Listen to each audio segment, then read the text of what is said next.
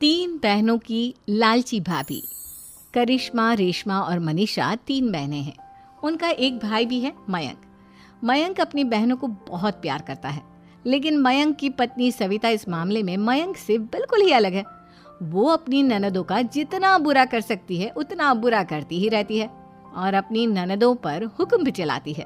करिश्मा, करिश्मा, तुमने अभी तक नाश्ता नहीं बनाया? तुम्हारे भैया को ऑफिस जाने में देर हो रही है।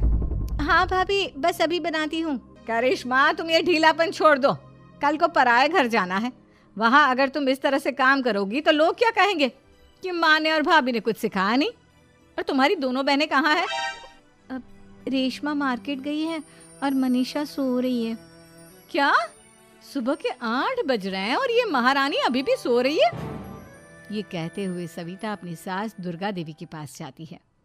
माँ जी, देख रही हो अपनी बेटियों के तौर तरीके? क्या हुआ बहू, सुबह सुबह क्या कर दिया मेरी बेटियों ने?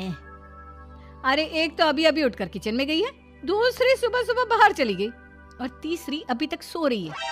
क्या करूं मैं इन तीनों का, मैं तो परेशान हो गई हूँ। जा जाकर उठा उसे और रेशमा से मैं बात करती हूँ। सविता सीधा मनीषा के कमरे में जाती है और उससे कहती है, महारानी जल्दी उठो, सूरज सर पर आ गया है। भाभी थोड़ी देर और सोने दो ना, मैं रात को लेट सोई थी। वो क्या ना, यूनिट टेस्ट चल रहे हैं। शराफत से उठती है या नहीं, या फिर पानी की भरी बाल्टी डालूं तेरे ऊपर? नहीं भाभी, मुझे बिस्तर में नहीं नहाना, उठती हूँ मैं। मनीषा जल्दी से उठकर बाथरूम में चली जाती है। सभी आराम से बैठकर नाश्ता कर रहे होते कि तभी रेशमा बाजार से हाथ में सामान लिए आ जाती है। रेशमा को देखते ही सविता उस पर बरस पड़ती है। लो, आ गई महारानी।